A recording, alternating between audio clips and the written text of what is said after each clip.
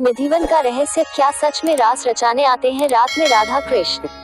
धार्मिक नगरी वृंदावन में निधिवन एक अत्यंत पवित्र रहस्यमय धार्मिक स्थान है। मान्यता है कि निधिवन में भगवान श्री कृष्ण एवं श्री राधा आज भी अर्धरात्रि के बाद रास रचाते हैं।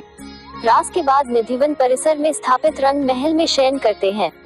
रंग महल में आज भी प्रसाद, माखन, मिश्री प्रतिदिन रखा जाता है। शयन के लिए पलंग लगाया जाता है। सुबह बिस्तरों के देखने से प्रतीत होता है कि यहाँ निश्चित ही कोई रात्रि विश्राम करने आया तथा प्रसाद भी ग्रहण किया है। लगभग 2-2.5 एकड़ क्षेत्रफल में फैले निधिवन के वृक्षों की खासियत यह है कि इनमें से किसी भी वृक्ष के तने सीधे नहीं मिलेंगे तथा इन वृक्षों की डालियां नीचे की ओर झुकी तथा आपस में गुंथी हुई प्रतीत आते हैं। निधिवन परिसर में ही संगीत सम्राट एवं ध्रुपद के जनक श्री स्वामी हरिदास जी की जीवित समाधि, रंग महल, बांके बिहारी जी का प्राकट्य स्थल, राधा रानी बंशी चोर आदि दर्शनीय स्थान है। निधिवन दर्शन के दौरान वृंदावन के पंडे पुजारी गाइड द्वारा निधिवन के बारे में जो जानकारी दी जाती है, उसके अनुसार निधिवन में प्रतिदिन रात्रि में होने वाली श्री कृष्ण की रासलीला को देखने वाला अंधा, गूंगा, बहरा, पागल और उन्मादी हो जाता है ताकि वह इस रासलीला के बारे में किसी को बता ना सके। सुबह मिलती है गीली दातून। इसी कारण रात्रि 1 बजे के बाद पशु पक्षी, परिसर में दिन भर दिखाई देने वाले बंदर, भक्त, पुजारी इत्यादि सभी यहाँ से चले जाते हैं और परिसर के मुख्य द्वार पर ताला लगा दिया जाता है। उनके अनुसार यहाँ जो भी रात को रुक जाते हैं वह सांसारिक बंधन से मुक्त हो जाते हैं और जो मुक्त हो गए हैं उनकी समाधियाँ परिसर में ही बनी हुई है। इसी के साथ गाइड यह भी बताते हैं कि निधिवन में जो 16,000 आपस में गूंथे हुए वृक्ष आप देख रहे हैं, वही रात में श्री कृष्ण की 16,000 रानियां बनकर उनके साथ रास रचाती हैं। रास के बाद श्री राधा और श्री कृष्ण परिसर के ही रंग महल में विश्राम करते हैं। सुबह 5:30 बजे रंग महल का पट खुलने पर उनके लिए रखी दातून गीली मिलती है और सामान बिखरा हुआ मिलता है, जैसे कि रात को कोई पलंग पर विश्राम करके गया हो। निधिवन के रहस्य का असली कारण।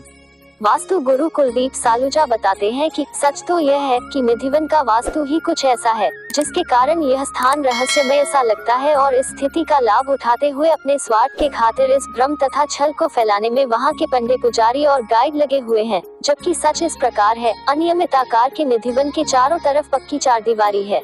परिसर का मुख्य द्वार पश्चिम दिशा में है।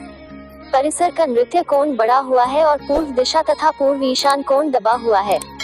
गाइड जो 16,000 वृक्ष होने की बात करते हैं वह भी पूरी तरह झूठ है, क्योंकि परिसर का आकार इतना छोटा है कि 1600 वृक्ष भी मुश्किल से होंगे और छतरी की तरह फैलाव लिए हुए कम ऊंचाई के वृक्षों की शाखाएं इतनी मोटी एवं मजबूत भी नहीं है कि दिन में दिखाई देने वाले बंदर रात्रि में इन पर विश्राम कर सके। इसी कारण वह रात्रि को यहाँ से चले जाते हैं।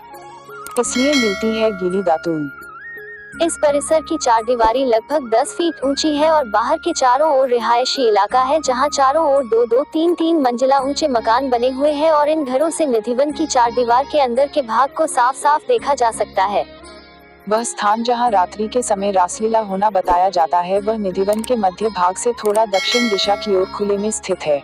यदि सच में रासलीला देखने वाला अंधा, गूंगा, बहरा हो जाए या मर जाए तो ऐसी स्थिति में निश्चित ही आसपास के रहने वाले यह इलाका छोड़कर चले गए हाथे।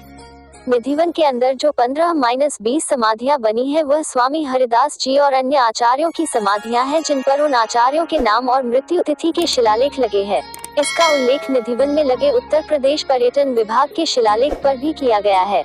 इन्हीं समाधियों की आड़ में ही गाइड यह भ्रम फैलाते हैं कि जो रासलीला देख लेता है वह सांसारिक बंधन से मुक्त हो जाता है और यह सभी उन्हीं की समाधियां हैं। रंग महल के अंदर जो दातून गीली और सामान बिखरा हुआ मिलता है, यह भ्रम इस कारण फैला हुआ है कि रंग महल के नैऋत्य कोण में रंग महल के अनुपात में बड़े आकार का ललित कुंड है, जिसे विशाखा कुंड भी कहते हैं। जिस स्थान पर नैऋत्य कोण में यह स्थिति होती है वहाँ इस प्रकार का भ्रम और छल आसानी से निर्मित हो जाता है। यहाँ जो वृक्ष आपस में गूंथे हुए हैं, इसी प्रकार के वृक्ष वृंदावन में सेवा कुंज एवं यमुना के तटीय स्थानों पर भी देखने को मिलते हैं। निधिवन के प्रसिद्ध होने के कारण। कुलदीप सालूजा कहते हैं कि वास्तुशास्त्र के अनुसार किसी भी स्थान की प्रसिद्धि के लिए उसकी उत्तर दिशा में नीचाई होना आवश्यक होता है और यदि इस नीचाई के साथ वहां पानी भी आ जाता है तो पानी प्रसिद्धि को बढ़ाने में बूस्टर की तरह काम करता है। विश्व में जो भी स्थान प्रसिद्धि प्राप्त किया हुआ है उसकी उत्तर दिशा में नीचाई के साथ साथ भारी मात्रा में पानी का जमाव या बहाव अवश्य होता है। यदि उत्तर दिशा के साथ पूर्व दिशा और ईशान कोण में नीचाई एवं पानी आ जाए तो यह सभी मिलकर उस स्थान को और अधिक प्रसिद्धि दिलाने के साथ साथ आस्था बढ़ाने में भी सहायक होता है। यहाँ यमुना नदी वृंदावन की उत्तर दिशा से पूर्व दिशा की ओर घूमकर दक्षिण दिशा की ओर निकल गई है। वृंदावन की उत्तर दिशा में यमुना नदी के होने से वृंदावन प्रसिद्ध है। और निधिवन वृंदावन नगर के उत्तरी भाग में स्थित है, जहां से यमुना नदी लगभग 300 मीटर दूरी पर स्थित है। उत्तर दिशा की वास्तुनुकूलता के कारण निधिवन प्रसिद्ध है। इसी के साथ निधिवन परिसर को उत्तर ईशान, पूर्व ईशान और दक्षिण आग्नेय का मार्ग प्रहार हो रहा है। यह सभी शुभ मार्ग प्रहार है जो निधिवन परिसर की प्रसिद्धि बढ़ाने में सहायक हैं।